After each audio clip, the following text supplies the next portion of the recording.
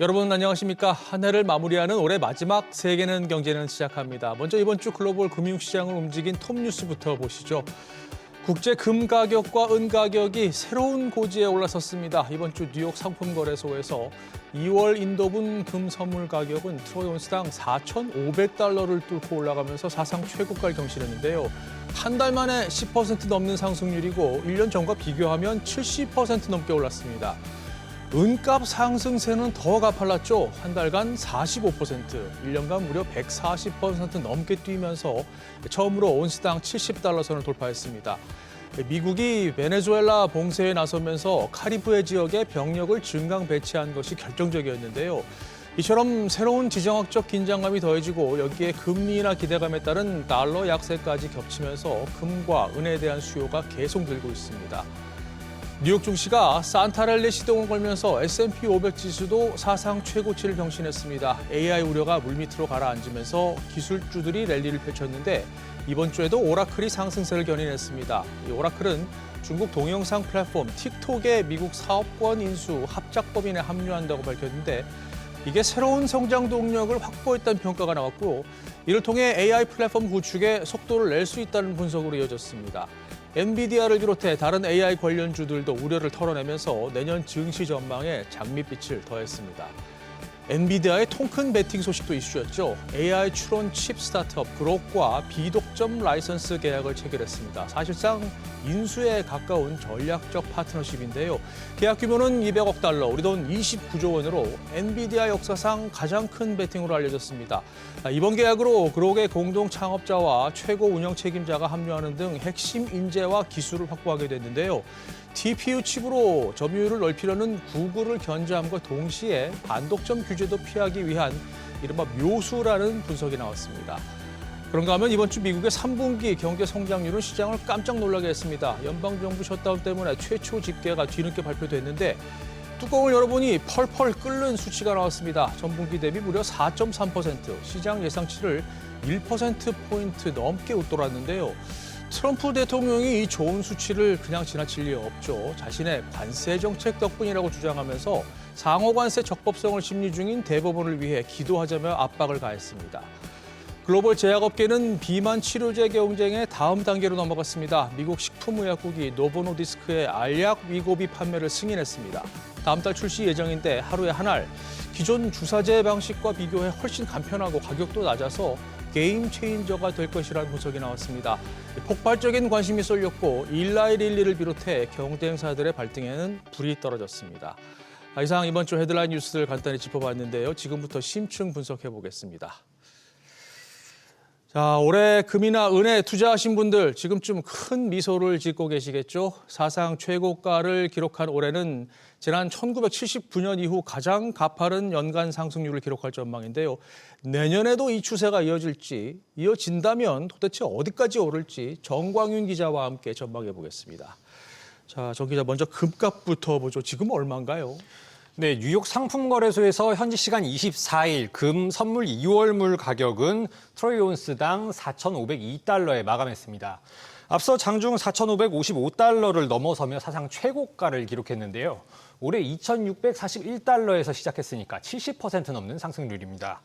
연중 흐름을 보면 지난 10월 중순 4,350달러를 돌파한 뒤 과열 우려가 커지면서 4,000달러 아래로 떨어지기도 했지만 곧바로 우상향 흐름을 재개하면서 결국 사상 최고치를 새로 쓰는 모습입니다. 그렇군요. 올해 금값이 그렇다면 이렇게까지 오른 배경은 뭔가요? 네, 무엇보다 시장의 불확실성이 끊이질 않았습니다. 트럼프 대통령 취임 직후 관세 이슈가 불안감을 더 키웠고 지정학적 리스크도 이어졌습니다. 우크라이나 전쟁이 끝날 기미가 안 보이는 상황에서 이스라엘의 이란 공습이 위기감을 키웠는데요. 최근엔 미국이 베네수엘라에 봉쇄 조치를 내리고 유조선을 납포하는 등 카리브해의 군사적 긴장감 역시 고조되고 있습니다. 이에 따라 불안해진 투자자들이 안전자산인 금으로 몰리고 있는 겁니다. 네, 금리 인하도 또 원인으로 지목되죠. 네, 그렇습니다. 금리와 금값은 반대로 움직이는데요. 올해 미 연방준비제도를 비롯해 각국 중앙은행들이 금리를 인하했습니다. 최근 보셨듯이 금리 인하 기대감이 커질수록 금값이 올라갈 여건이 마련됩니다. 돈이 풀리면서 달러 가치가 하락할 것에 미리 대비하는 건데 가치를 저장하는 대표적인 수단이 금이기 때문입니다. 쉽게 설명드리면 짜장면 값이 오늘 10,000원에서 내일 11,000원으로 오르는데 현금 10,000원을 그대로 쥐고 있으면 내일부터 짜장면을 못 먹겠죠. 대신 오늘 10,000원어치 금을 사두면 내일 다시 팔아서 짜장면을 사 먹을 수 있다는 얘기입니다. 그러네요. 그리고 중앙은행들이 금 매수에 나서는 것도 큰 요인이죠. 네, 그렇습니다. 모건 스탠리 보고서에 따르면 주요국 중앙은행들은 지난 2022년부터 지난해까지 매년 1,000톤 이상의 금을 사들였습니다. 보시다시피 그전 10여 년간 해마다 사들인 물량의 2배 가까이 되는 걸 확인하실 수 있습니다. 여기서 금 매수가 본격화된 2022년은 바로 러시아의 우크라이나 침공 시점입니다. 당시 유럽은 영내 러시아 자산을 동결했었죠. 돈떼인 러시아는 물론이고 전 세계적으로 타국 정부 영향에 노출된 외환, 채권 등에 대한 경계심이 고개를 들었습니다. 믿을 건 직접 쟁여둔 금뿔이라는 거죠. 여기에 올해 트럼프 대통령이 기름을 부었습니다. 관세 분쟁을 거치면서 유럽 등 기존 동맹국들마저 미국을 불신하게 됐고 특히 중국은 미국 자산에 대한 노출을 줄이기 위해서 금 매집에 열을 올렸습니다. 트럼프 대통령의 금리 인하 압박도 안전자산으로서 달러와 미 국채의 지위를 흔들었는데요. 이와 관련해서 블룸버그는 달러화에 대한 위험이 커지는 세상에서 금이 궁극적인 불확실성 해지 수단으로 떠올랐다며 불확실성이 줄어들 때까지 금값 상승세는 멈추지 않을 것이라고 분석했습니다. 네. 자, 오늘까지의 분위기는 짚어봤고 이제 가장 중요한 질문이죠. 내년에도 오를까요? 네, 월가에서는 내년도 상승세가 이어질 거라는 분석들이 많이 나오고 있습니다. 내년 4분기 기준 모건 스탠리가 온스당 4,800달러, JP모건은 5,055달러를 제시하고 있습니다. 모건 스탠리는 보고서에서 중앙은행 수요가 올해 950톤, 내년 900톤으로 둔화될 것으로 내다봤는데요. 대신 앞서 말씀드린 금리 인하와 달러 약세 두 요인이 ETF 투자 등의 수요를 꾸준히 끌어모으면서 금값을 견인할 것으로 분석했습니다. 현재 시장에선 미 연준이 내년 2차례 금리를 인하할 것으로 보고 있는 상황입니다. 모건 스탠리는 이에 따라 연준 그리고 트럼프발 달러 약세가 내년 상반기까지 지속되면서 다른 화폐 보유자들에겐 달러로 표시되는 금의 매수 비용을 상대적으로 낮춰줄 것으로 내다봤습니다. 네. 자, 이제 은 얘기로 좀 넘어가 보죠. 올해는 뭐 금도 금이지만 은혜해로 불러도 될 만큼 이 파죽지세로 올랐습니다. 네, 그렇습니다. 은의 상승률이 금의 2배가 넘습니다. 뉴욕 상품거래소 은선물 3월물은 온스당 71달러 선에서 마감했고 장중엔 72달러까지도 넘겼습니다. 29달러대였던 연초와 비교하면 150%가량 급등한 건데요. 올 들어 꾸준한 우상향 그리고 지난 10월 중순 조정 이후 반등까지 금과 비슷한 양상을 보이고 있습니다. 다만 올 하반기 들어선 은이 금보다 훨씬 가파르게 올랐는데요. 지난 6월까지만 해도 금값이 연초 대비 약 28% 오르는 동안 은값은 17% 오르는 데 그쳤지만 이후 금이 30% 오르는 동안 은 가격은 2배가량 더 폭등했습니다. 그렇군요. 은 가격이 더 가파르게 오른 이유는 뭔가요? 네, 시장에서는 은을 두고 스테로이드 맞은 금, 로켓 달린 금, 가난한 자의 금 뭐 이렇게 많이들 부릅니다. 금보다 싸면서도 귀금속으로 한 대 묶이니까 가격이 함께 오르지만 일단 속도가 붙기 시작하면 금보다 더 빠르게 튀어오르는 특징을 묘사한 겁니다. 은시장 규모가 금보다 훨씬 작은 탓에 투자와 실물 수요가 늘어나면 더 빠르고 크게 반응하기 때문인데요. 파이낸셜 타임즈는 최근 은이 새로운 금인가라는 기사에서 투자 심리가 고조되는 가운데 은이 다른 투기성 자산과 달리 실생활에서 유용하게 쓰인다는 점이 개인 투자자들을 끌어들이고 있다고 설명했습니다. 은 수요의 무려 절반이 태양광이나 전기차, 반도체 등 산업용 수요라는 점도 상승폭에 영향을 미쳤습니다. 한 번 캐면 대부분 쌓아놓는 금과 달리 지속적으로 소모가 되고 실물에 대해서 고정 수요가 있다는 얘기입니다. 산업계에선 최근 몇 년째 은 공급 부족 우려가 있었는데 올해 미국발 관세 우려로 대규모 사재기까지 겹치면서 이 수급 불균형이 심각해졌습니다. 게다가 백악관이 지난달에 은을 전략물자로 공식 지정하면서 유동 물량이 더 모자랄 수 있다는 위기감이 가격 상승을 부채질했습니다. 네. 자, 또 한 번의 중요한 질문입니다. 그럼 내년 은 가격은 어떨까요? 네, 모건 스탠리는 이달 중순 내놓은 보고서에서 내년 평균 전망치로 온수당 57달러를 제시했습니다. 올해 연간 평균 가격 전망치인 39달러보다 높긴 하지만 70달러를 넘어선 현재 가격보다 훨씬 낮은데요. 앞서 지난 10월 뱅크 오브 아메리카는 내년 전망치가 온스당 65달러라고 발표하기도 했습니다.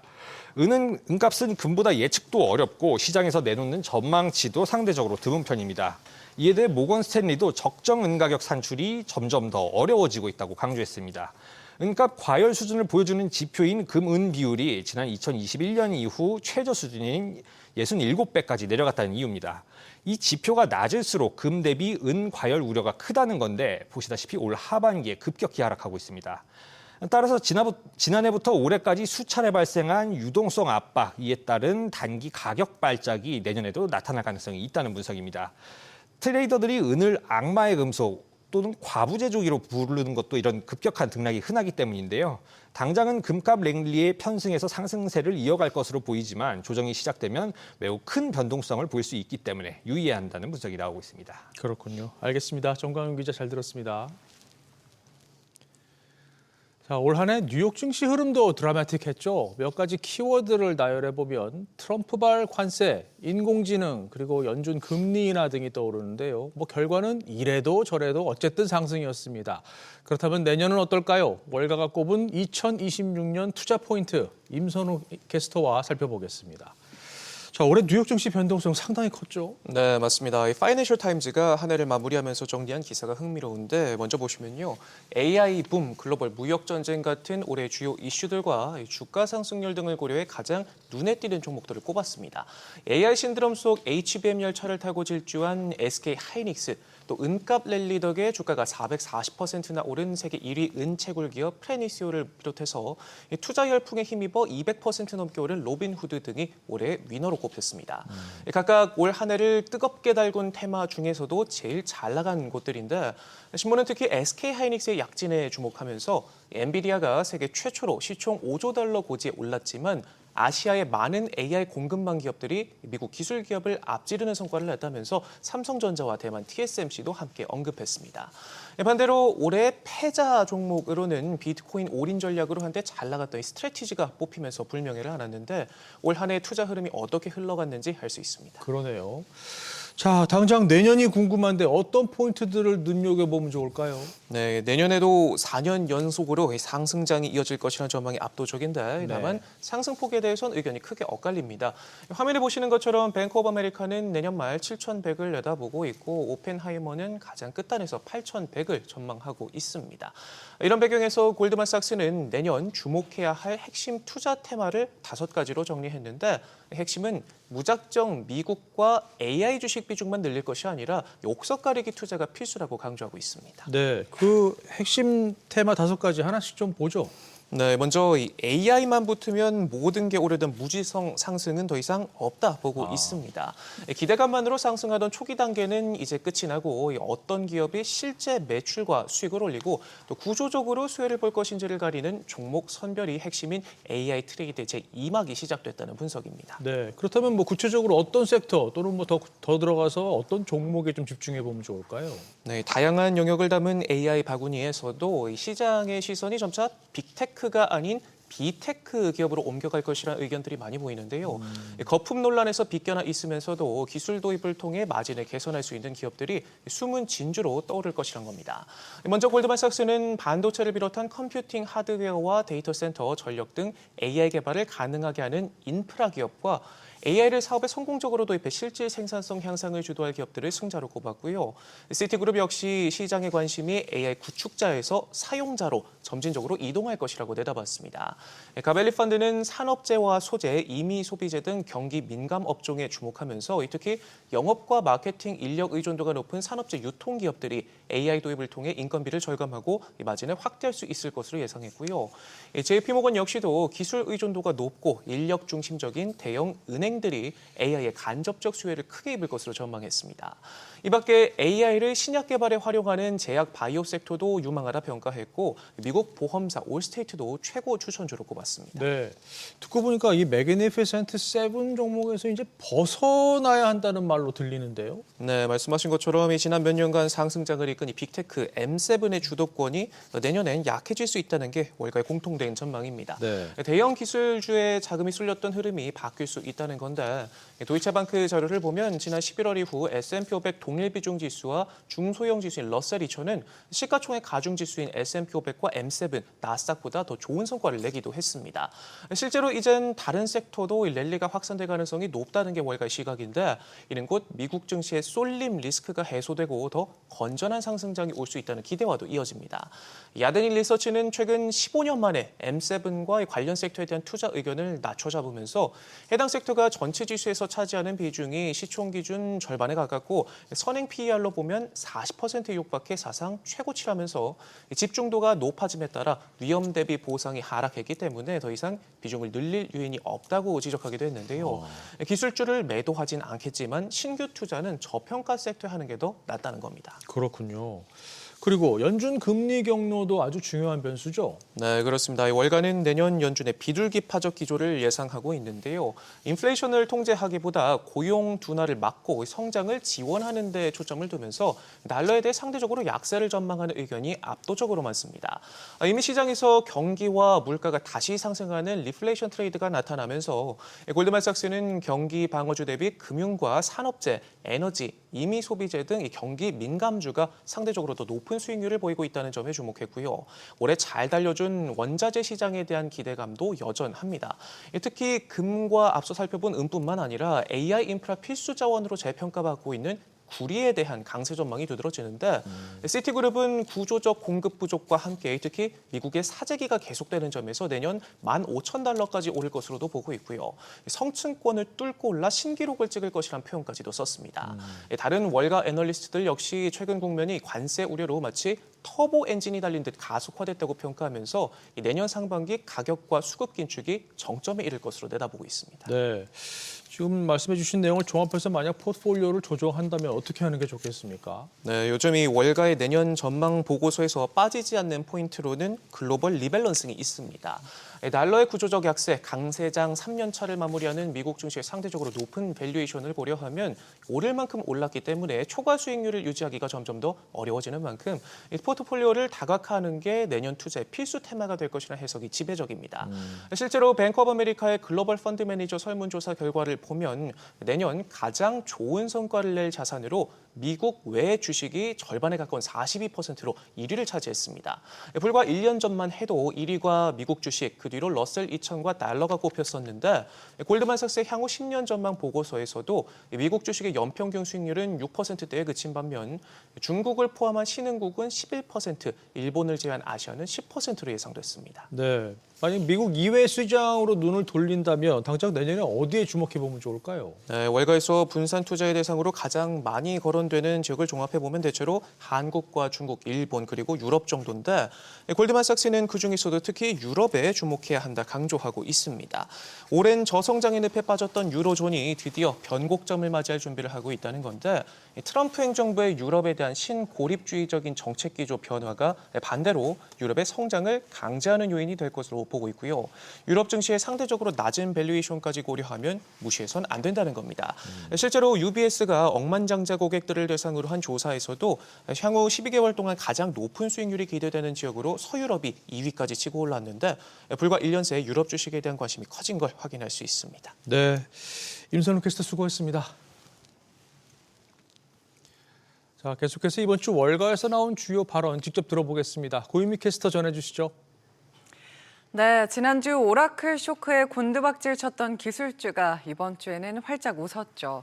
다시 고개를 드는가 싶었던 AI 거품 논란도 사그라든 모습인데요. 뱅크 오브 아메리카의 브라이언 모이니안 CEO는 AI 열풍이 내년에도 계속될 것이라고 말했고요. AI가 내년 미국 경제 성장에 크게 기여할 것으로 기대했습니다. As you look at our team, we have a great research team, as you know, David. Their projection for 26 is a strong economy, 2.4% U.S. GDP growth. And that's strong not only on a relative basis to trend above 2%, which is the trend, it's strong that way, but it's also strong relative to the rest of the world. For this year, frankly, the AI investment's been building during the year and is probably a bigger contributor next year and the years beyond. I think that's part why the reason we feel constructive for next year. We think AI spending continues. 반면 미국 유명 증권사 베어드의 이사는 현재 AI 낙관론이 지나치다며 조금 다른 시각을 제시했습니다. 지금까지 이룬 성과가 몇 안 되는 기업들에 국한돼 있다고 말했고요. 또 시장이 AI를 둘러싼 여러 가지 역풍들을 간과하고 있다고 지적했습니다.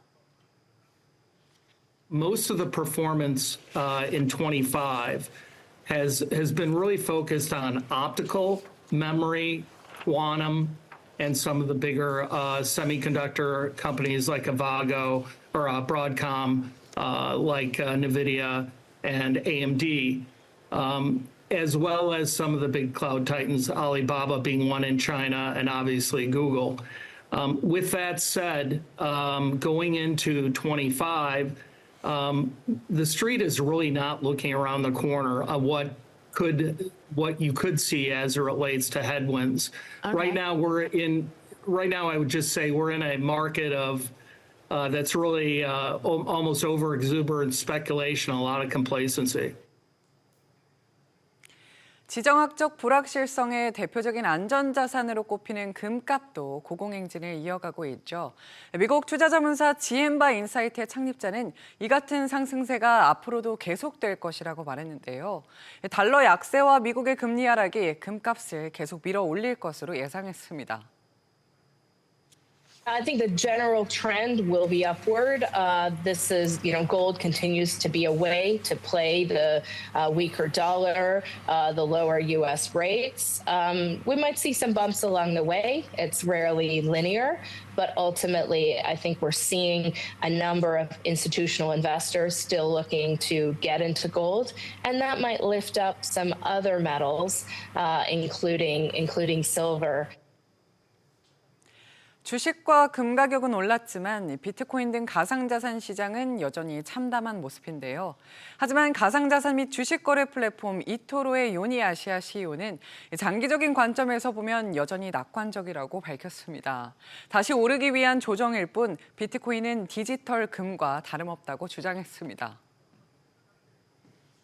My view on capital markets and Bitcoin markets is always a long-term view. I've no doubt that this is a correction eventually into higher prices in Bitcoin and into the transition of more than $100 trillion becoming digital assets over the next 20 years. I think deflationary assets like Bitcoin, like gold, are actually positioned to grow over time, basically reversing, or reversing the correlation to inflation, which has been growing in recent years, especially in COVID. So I do think Bitcoin represents digital gold.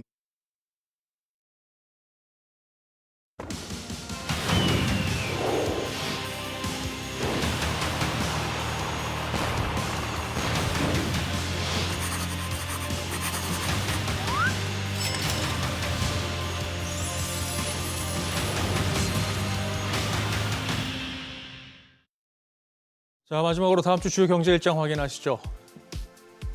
격변의 2025년을 마무리하고 2026년 새해로 넘어가는 한 주입니다. 먼저 월요일엔 미국의 지난달 잠정주택 판매 집계 정도만 보시면 될 것 같은데요.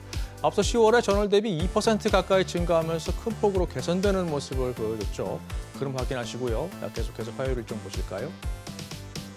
미국 연방준비제도의 이번 달 FOMC 의사록이 공개됩니다. 기준금리 0.25%포인트 인하 결정이 나오기까지 연준 내부에서 최근 경기 흐름에 대한 어떤 진단과 논의가 이루어졌는지, 또 3명의 반대표가 나왔던 내부 분열은 구체적으로 얼마나 더 심각해진 건지 확인할 수 있습니다. 우리 시간으로 발표 시간은 수요일 새벽 4시입니다. 지표는 미국 20개 대도시의 10월 주택가격이 나오고요. 국내에서는 우리나라의 지난달 산업활동 지표가 주목되는데요. 앞서 10월엔 생산과 투자가 한 달 만에 감소세로 돌아선 반면 소비는 석 달 만에 플러스를 기록했는데 이 소비 쿠폰 영향이 컸습니다. 또 화요일은 올해 마지막 주식 거래일이기도 하죠. 올해 우리 증시를 돌아보면 초반 부진을 딛고 말 그대로 날아오른 막판 뒤집기라고 표현하고 싶은데요. 내년도 기대해 봅니다. 수요일 일정 보시죠. 올해 마지막 날입니다. 우리나라의 이번 달 그리고 연간 소비자 물가 상승률이 나오는데요. 고환율의 최근 2%대 중반 흐름을 이어가고 있죠. 11월에도 전년 대비 2.4% 상승했는데 특히 석유류 가격이 5.9%, 농축수산물도 5.6%나 뛰면서 전체 물가를 끌어올렸습니다. 연간 물가 상승률은 11월까지 2.1%입니다. 참고하시고요. 중국 국가통계국이 발표하는 이번 달 제조업과 서비스업 구매 관리자 지수도 주목되는데요. 두 지표 모두 지난달 50을 밑돌면서 위축 국면을 벗어나지 못했습니다. 우리 증시와 일본 증시는 연말 휴장입니다. 그리고 홍콩 증시는 현재 시간 12시, 우리 시간으로 오후 1시에 조기 폐장합니다. 목요일로 넘어갑니다. 새해 첫날입니다. 우리나라의 12월 무역 수지가 올해 우리 경제에 기분 좋은 스타트를 끊어줬으면 좋겠습니다. 최근 수출 흐름이 아주 좋죠. 이번 달 20일까지의 수출액은 전년 대비 6.8% 증가한 430억 달러로 20일 통계 기준으로 역대 최대치를 기록했습니다. 반도체가 40% 넘게 급증한 것이 컸습니다. 아시다시피 주요국 증시는 1월 1일 모두 휴장입니다. 마지막 금요일 일정 보시죠. S&P 글로벌이 발표하는 미국의 이번 달 제조업 구매 관리자 지수가 주목됩니다. 이번에 나오는 게 확정치인데 앞서 발표된 예비치는 51.8로 확장세를 나타냈습니다. 유로존의 제조업 PMI도 나오는데요. 미국과 마찬가지로 이번이 확정치고 앞서 나온 예비치는 49.2, 기준인 50을 밑돌았습니다. 금요일은 우리 증시의 새해 첫 거래일이죠. 개장 시간은 오전 10시입니다. 일본 증시는 금요일까지 휴장이고요. 이상 다음 주 주요 경제 일정 짚어봤습니다.